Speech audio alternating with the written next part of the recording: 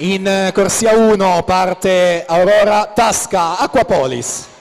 Corsia 2 Federica Groppo Zeus Lab Montebelluna. In corsia 3 Veronica Moro Centro Nuoto Le Bandie. Corsia 4 Noemi Grendene Sport Management. Corsia 5 Caterina De Marchi Centro Nuoto Le Bandie.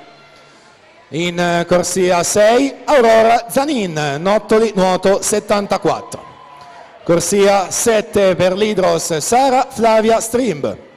Corsia 8 per Onda Blu Anna De Boni.